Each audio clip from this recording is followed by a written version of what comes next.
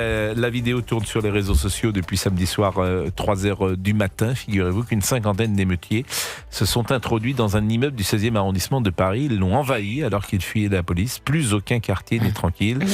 Ils ont forcé l'entrée. Le journaliste Tony Pitaro a dévoilé la vidéo sur ses réseaux et je vous propose peut-être d'écouter le son de la vidéo de Tony Pitaro que vous avez peut-être vu dans l'émission ce matin de Gauthier Lebret sur l'antenne de CNews. Je suis au cœur du 16e arrondissement de Paris, à 200 mètres de la place du Trocadéro. Et ici, samedi soir, une cinquantaine d'émeutiers qui fuyaient la police, qui s'affrontaient avec des mortiers d'artifice, se sont introduits dans un des immeubles de cette rue. Je ne vais pas dire lequel exactement, mais on est à proximité. Et ils sont introduits, ils ont forcé l'entrée en forçant un habitant, comme on le voit sur ces images. Et ils sont ensuite montés dans les étages et ils ont tétanisé les habitants qui habitaient là. Il y a une pauvre dame qui est malheureusement d'ailleurs diabétique et qui a eu son cœur, la glycémie qui a monté. Et elle raconte qu'elle a eu extrêmement peur. Elle en tremblait encore le lendemain puisqu'elle s'est dit ils vont carrément être dans ma porte. Donc cette dame, en pleine nuit, il était 3h du matin, elle s'est habillée, elle a mis ses vêtements, elle était prête à ce que la porte soit défoncée et que les individus rentrent. Et heureusement, les forces de l'ordre étaient là. C'était la BAC, d'après le témoignage des habitants, qui ont pu, comme on le voit sur ces images, les envoyer dehors et essayer de les faire sortir. Mais effectivement, quand vous avez 50 individus qui courent partout et qui s'introduisent dans l'immeuble pour fuir la police, effectivement, c'est très compliqué quand il n'y a pas assez d'effectifs de police. Et c'est ce que ces habitants-là m'ont raconté. Je leur ai dit, écoutez, venez témoigner. Et ils m'ont dit, non, Tony, nous, on ne veut surtout pas apparaître parce qu'on sait que la situation, elle est très tendue.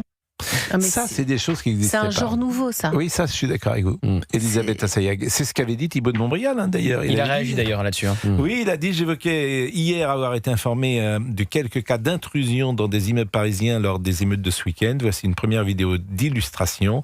Cette fois-ci, ça s'est bien passé et demain, chacun d'en tirer des conclusions politiques et individuelles. Ça fait plusieurs années qu'il le dit, Thibault de Montbrial. Il y a deux choses qui vont arriver, peut-être, possiblement, ces prochaines années. Les pillages. Aucune de nos sociétés se remet de pillage partout. Ça, c'est la fin d'une société. Si tu rentres et que tu pilles tout, c'est très compliqué. Alors, tu pilles les magasins de luxe, tu pilles mais aussi les épiceries, tu pilles tout. Ça, c'est le tiers-monde. Et puis la deuxième chose, c'est tu rentres chez les gens. Regardez l'augmentation du homejacking, par exemple. Oui, alors c'est pas le mais même si, contexte. quoi, c'est quand même, c'est Oui, mais il y a c'est des une frontières horde. qui sont franchies. Là. oui. C'est une horde de 50 personnes. Alors ça s'était produit déjà Gauthier Lebret. l'année dernière. C'était Amaury Bucco qui l'avait révélé il y a un an. Donc là, c'est la deuxième fois que ça se produit après une finale du PSG remportée par le PSG. Donc comment ça se passe? C'est-à-dire qu'ils font face aux policiers, ils tirent des mortiers sur les policiers les chargent, ils se réfugient dans un immeuble et ils terrorisent un immeuble tout entier. Il y a une dame qui a été citée par Tony Pitaro. Il a eu le témoignage. Elle souffrait du diabète. Vous imaginez ce que ça a été pour cette dame. Les images, on les décrit pour les auditeurs d'Europe 1, elles sont hallucinantes. Vous voyez 50 personnes rentrer en quelques secondes dans le hall d'un immeuble. Ils sont ensuite, les policiers réussiront à les chasser quelques minutes plus tard. Il y a une habitante qui a témoigné sur CNews chez Julien Pasquet il y a quelques minutes. Donc, je veux dire, qu'est-ce qui se passe? Quel est le fait nouveau? C'est que le bourgeois est rattrapé par ce qu'il pensait qu'il ne le concernait pas jusqu'ici. C'est-à-dire que le bourgeois de la Baule, il pensait qu'il n'était pas concerné par les rixes géantes. Le bourgeois du 16e arrondissement, il pensait qu'il n'était pas concerné par la délinquance de cette ampleur-là. Là, la phrase de Gérald Darmanin « Il n'y a plus un endroit safe en France » prend tout son sens. Et maintenant, le bourgeois, qui pouvait être tenté au second tour par un vote du camp central, il va peut-être se poser la question la prochaine fois. Parce qu'effectivement, beaucoup de quartiers dits préservés sont rattrapés par cette délinquance, encore une fois, de grande échelle. C'est la rixe géante à la Baule, et c'est ce qui s'est passé dans le hall de cet immeuble. Mais Laurent a dit que 61 départements avaient été touchés. C'est quasiment La rixe 2 tiers de la Baule, France. c'était une rixe. Elle n'était pas géante non plus. On a vu les images, elle était importante, mais... moi j'ai vu le Figaro, c'est pas un journal d'extrême droite. Oui. Ils avaient titré rixe géante à la Baule. Parce que c'était les images, et c'est ceux qui ont récolté le plus d'images. On parlait pas de 4 personnes qui se mettaient sur la figure. Il y en avait combien? Il y en avait plusieurs dizaines. Bon, en tout cas, il y a des rixes. Vous vous rendez compte, c'est les 2 tiers de la France pratiquement. Ça s'est jamais vu. Laurent Nunez a dit qu'il y a eu des émeutes dans 61 départements. Mais chaque année, c'est pire. Alors écoutez, Jérémy Redler, il est maire du 16e arrondissement de Paris. Tout à l'heure, Ils étaient 40. dans l'équipe, ils étaient 40, ouais, c'est ça. Bah, moi, je suis désolé, c'est pas une rixe à 4, quoi. 40. Non, mais. T'as 40 personnes qui rentrent dans ton immeuble. 40, c'est 20 contre 20. Le Figaro, la boule, une rixe géante entre jeunes Nantais, éclate sur le front de mer. Mais peu importe, on va pas ergoter, comme on dit, sur. Il n'empêche que c'était quelque chose d'inhabituel à la boule, et c'est ça qui avait frappé le comprend la volonté de préserver la boule. T'es une toute petite rixe. Une rixounette. C'est un vrai déni. Comment ? Vous êtes dans le déni. Ouais, ça, je m'y attendais pas. Jérémy Redler, c'est votre ami d'ailleurs, Jérémy Redler, c'est lui qui vous a marié. C'est lui qui vous a marié, oui, Francis, oui, bien sûr. C'est un bon maire du 16e. C'est un mariage sans danger, celui-là. Mais je crois qu'on va retourner très bientôt à la mairie du 16e. Ah, pour qui ? Pourquoi ? Pour un mariage, pour une amie. Qui ? Bah, on dit pas, mais il y a une amie qui va se marier très prochainement. Une amie dans de le 16e. le 9 juillet. Le 9 juillet, exactement. Son Jérémy Redler, donc nous l'écoutons, nous avions un dispositif policier important dans le 16e, dit-il. Ce dont je m'aperçois en regardant en même temps que vous la vidéo, c'est que cette intrusion a été très courte et que la police a fait son travail et a réussi immédiatement à les mettre dehors. Il faut savoir qu'il y avait un très très gros dispositif de police. Nous avions alerté en amont. J'avais fait énormément de demandes au ministre de l'Intérieur directement et au préfet de police. J'avais eu des réponses favorables à l'ensemble de mes demandes et notamment un dispositif très important dans les rues du 16e arrondissement et pas uniquement sur les grands axes, pas uniquement autour du Parc des Princes. J'avais demandé que l'ensemble des rues soient protégées, notamment dans le secteur du Trocadéro, de Iéna et évidemment du Parc des Princes où il y avait la fan zone. Bon, manifestement, ça n'a pas suffi. Et puis Jordan Bardella, président du Rassemblement National, il était sur BFM hier. Réveillez-vous, dit-il. Je dis aux Français, réveillez-vous parce que dans quelques temps, ils casseront la porte des immeubles et ils rentreront dans vos appartements.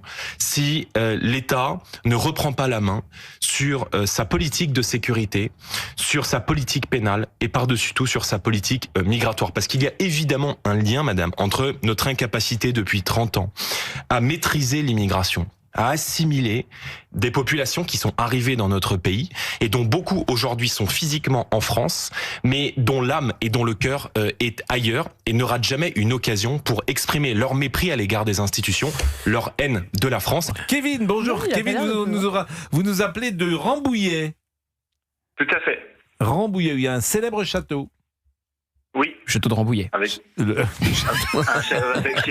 est une demeure, qui est un domaine présidentiel. Mais vous savez que Valéry Giscard d'Estaing, en 1978, au moment des élections législatives, avait prévu d'aller à Rambouillet si la France, si son camp perdait les élections législatives de 78. Il l'avait dit. C'est le fameux discours de Verdun sur le Doubs, le bon choix. Il avait dit qu'il irait à Rambouillet. Alors, je ne sais pas s'il serait allé, puisque ces élections avaient finalement été gagnées par la droite de l'époque. C'était le bon choix. Bon choix. Bonsoir, monsieur. C'était le fameux discours du bon choix. Bon, Kevin, vous nous appelez pourquoi ? D'abord, vous nous appelez donc de Rambouillet pour nous dire quoi ? Alors moi, par rapport aux festivités et la victoire du Paris Saint-Germain, oui. Les médias, comme d'habitude, il va y avoir une minorité bruyante qui vont se comporter comme des abrutis. On va faire tourner ça en boucle, on va en parler sur toutes les chaînes, à la radio, à la télé, dans les médias écrits, alors que la majorité de cette fête s'est bien passée. Pour moi, ça a été une fête populaire, les gens se sont mélangés, on a partagé ensemble un moment de victoire. Moi, j'ai été sur Paris le jour même et je suis rentré sur Rambouillet sur tout le long. J'ai vu des festivités, des enfants, des jeunes, des plus âgés. Donc, pour moi, c'était un moment de fête populaire. Mais vous allez toujours mettre en avant les choses qui se sont mal passées. Et je passe encore plus toutes les connotations, les amalgames racistes, discrimination sociale des quartiers populaires. Et c'est ça qui me dérange dans le traitement de cette information. Alors vraiment, c'est intéressant ce que vous dites, parce que beaucoup de gens pensent souvent comme vous, et c'est vrai que les journalistes parlent toujours des trains qui n'arrivent pas à l'heure. Bon, mais il y a des éléments objectifs. Qu'est-ce qu'on fait des 178 policiers blessés ? Eh ben, on réprimande ceux qui les ont blessés. Non, mais qu'est-ce qu'on en fait médiatiquement ? Parce que les journalistes sont là pour parler, effectivement, c'est notre métier, des trains qui n'arrivent pas à l'heure. Donc, quand tout se passe bien, moi, je ne vais pas faire... Nous n'allons pas traiter, par exemple, du train qui est arrivé en gare Montparnasse à 16h02 aujourd'hui. En revanche... Pourquoi ? Parce que c'est pas une information. En revanche, c'est pas une information, c'est normal. En revanche, si le train qui était programmé à 16h02 arrive à 6h du matin parce que y a eu beaucoup d'ennuis sur la ligne et qu'il y a des gens qui n'ont pas pu boire et qu'il y a eu des bébés qui ont été ennuyeux et qu'il y a eu quelques malaises dans le train, le journaliste va en parler. Et c'est notre métier. Et c'est pour ça que cette image est souvent utilisée. Le journaliste parle du train qui n'arrive pas à l'heure. Et je vous répète, médiatiquement, parce que c'est le principe de l'information, qu'est-ce que nous faisons des 178 policiers qui ont été blessés? Comment on traite ça, selon vous? Pour moi, il faut en parler. Vous avez raison de traiter, c'est votre métier. Et puis vous êtes journaliste, donc vous avez une liberté de traiter les faits qui vous intéressent. Mais c'est pas qui nous intéresse, moi, c'est des faits. Non, mais les faits, chacun va voir les faits sous son prisme. Parce que là, vous allez parler des 178 policiers blessés, mais vous ne faites pas la même chose quand il y a des policiers, des bavures policières, vous ne faites pas la même chose, parce que c'est pas dans votre ligne politique et éditoriale. Est-ce que vous pouvez me citer ce que vous appelez une bavure policière dont on n'aurait pas parlé ces derniers temps? Il s'en passe tous les jours des bavures policières. Tous les jours? Bien sûr que oui. Mais vous en avez une à me citer?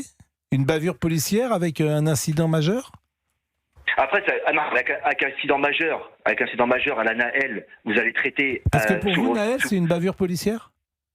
Bien sûr, Monsieur Pro. C'est-à-dire que, pour vous, c'est-à-dire que Naël qui fait une course-poursuite pendant je ne sais combien de temps, qui est sur un refus d'obtempérer, qui a une voiture volée, qui ne veut pas s'arrêter, qui est prêt à repartir, et c'est parce que, quand il repart, vous avez un policier qui intervient, pour vous, c'est une bavure policière.